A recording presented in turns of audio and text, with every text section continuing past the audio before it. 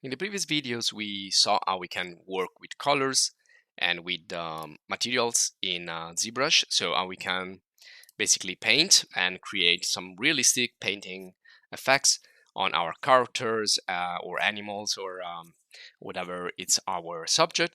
And we saw how we can use the base material, so the material as a base, and then we can paint on top of that using just simple colors or textures.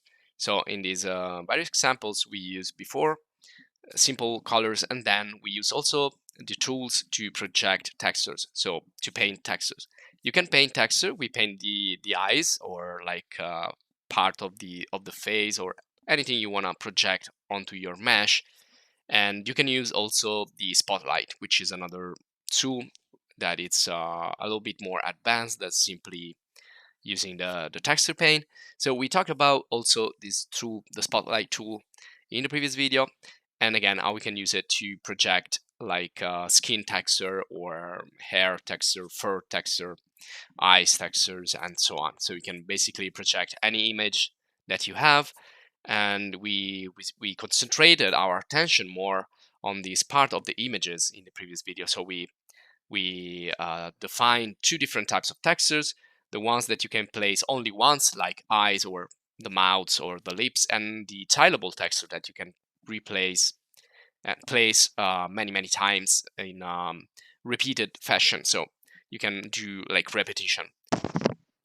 In this lesson, we will concentrate on textures, but also on materials and on mapping in ZBrush. So how these are different really important features are like handled by ZBrush.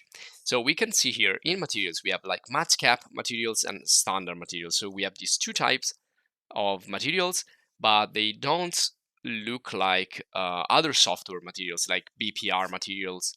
And you can load, you can save, you can do a lot of operation here in ZBrush. You can also export everything for to be used for with another software.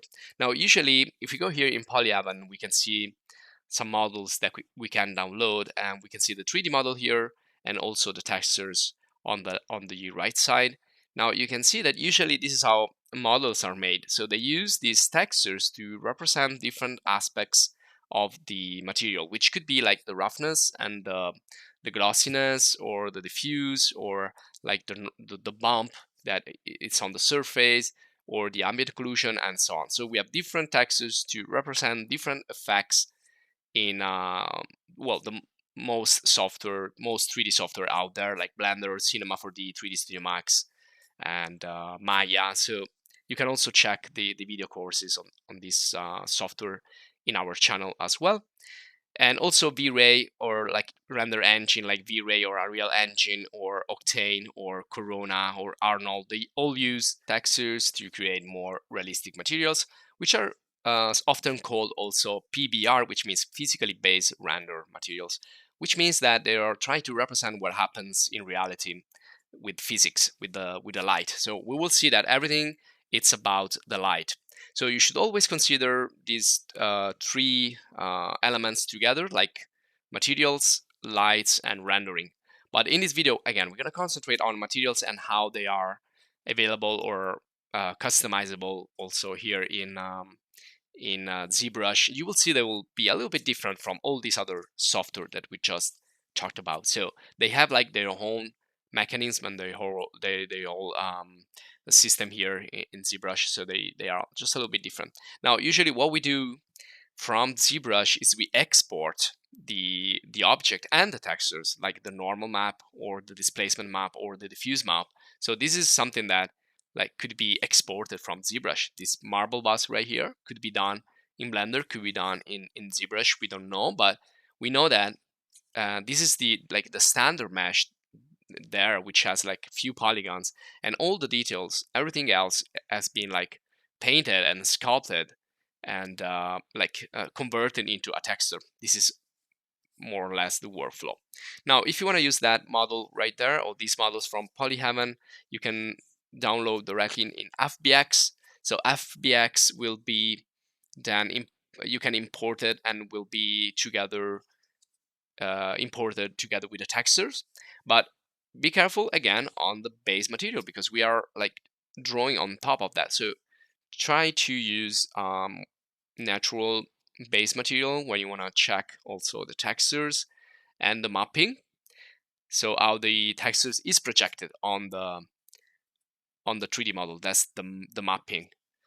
And we can see that it has few polygons there, but it looks like it has more details because it's using textures. So textures can be helpful to have like to maintain a lower number of polygons, but to have like a higher level of details. And this is what we're gonna do when we will export from ZBrush again.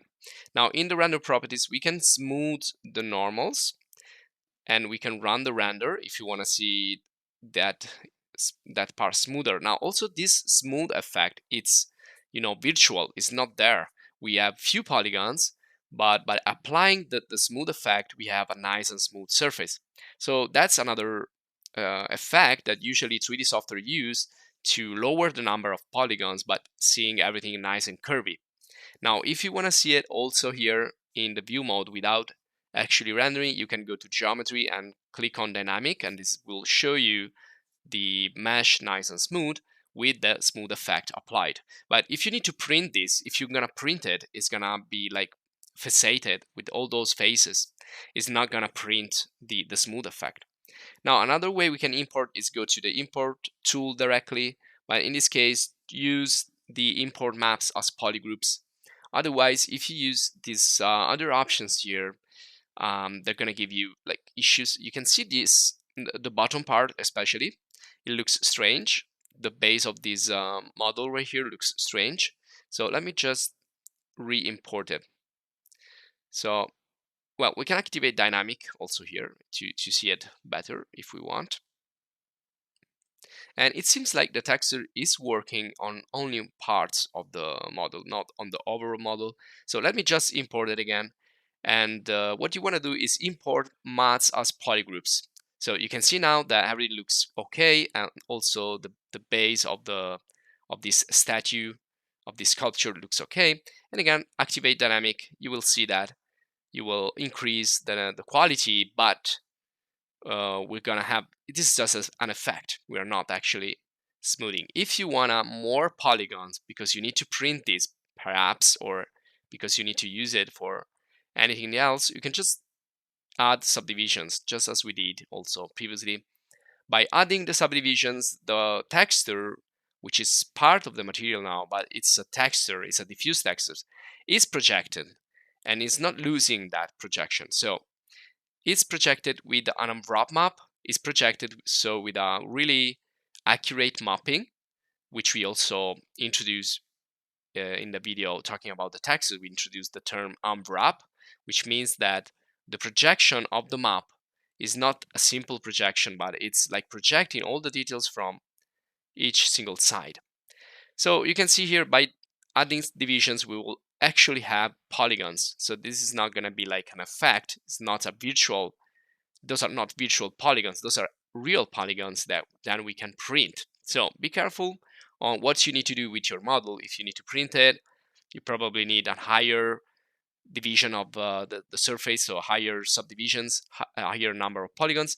If you need to work on renderings, you can leave that low and just work more on the textures, on the details that you can add with the textures. And we're gonna see also that a little bit more later. Now, if you go in the UV map section of the tool, you can see we have different types of mapping. Now, mapping is like projecting a video on a wall. So if you have like only a wall to project, you can project with a planar projection. But if you have something complex like a character or like a sculpture or whatever, you cannot use simple mapping. You can see this is like stretching the pixels. So when you project, you will project onto the object. But if you have like cylindrical object, you will use cylindrical projection. You can use tiling if you have like the possibility to repeat the text, just as we talked previously.